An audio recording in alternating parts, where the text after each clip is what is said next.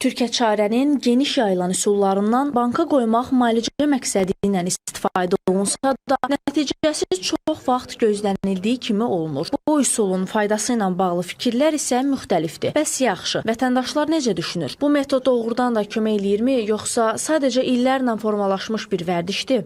Banka qoymamışam heç vaxt. Biz ehtiyat edirik banka qoymaqdan. İstəmirik, yox. Elə. Səbəb nədir? Məsəl üçün, nəsə eşitmisiniz ki, mənfi təsirləri olar? Bəli, çox eşitmişik ki, mənfi təsir olur, ürəyə təsir olur, sinirlərə pis təsir olur. Eşitmişik onu çox. Təsir eləyib ümumiyyətlə sizə? O qədimdən o üsul var. Həmişə də biz istifadə edirik, yaxşı təsir edir. Ümumiyyətlə, müsbət... Qanın laxtalanması orada yığışır bir yerdə laxtalanır. O, onu dağıdır. Həkimə getsən gərək bir həftə heç olmasa müalicə olunasan. Dərmana pul verəsən, gedib gələsən, vaxtın gedir. Mən məsələn şəxsən bankanı qoydururam, səhər salamatam.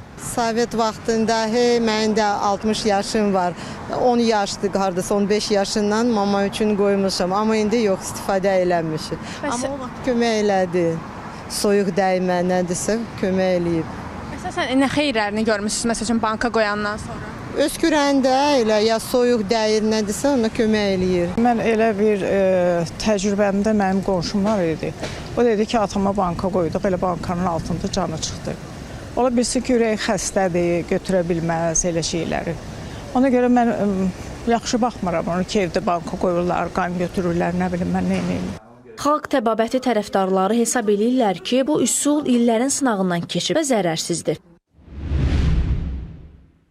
O sadəcə olaraq bankanın qoyuluşundan asılıdır ki, nə qədər beldə o qızartı bankanın qopardandan sonra həmin nahiyə güclü qaralırsa, qızarırsa, deməli bunun xəstəliyi daha yaxşı irəliləyir. Xəstəliyin müalicəsi daha yaxşı gedir. Ola bilər ki, o fitili, o taxta parçasını adətən atyorkanın ucuna eləyirlər. Onu yaxşı dolamayıblar, yaxşı bərkitməyiblər. Adi soyuq dəymələrdə eləyirsənsə, bunun heç bir ziyanı yoxdur. Xeyrindən başqa ziyanı yoxdur. Terapevt Zakir Quliyevin sözlərinə görə, banka qoyulduğu zaman bədəndə süni şəkildə yaranan təzyiq və istilik bəzi hallarda damarların partlamasına, dəri yanığına, hətta infeksiyaya yol aça bilər.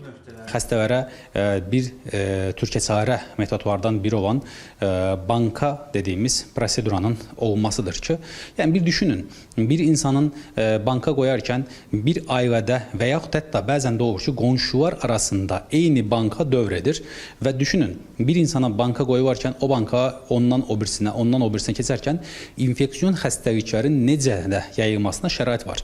Terapevt onu da əlavə eləyir ki, hər insan orqanizmi fərqli quruluşa malikdir və hər hansı ev şəraitində müalicə elmi nəzarət olmadan aparıldıqda ciddi fəsadlara yol aça bilər.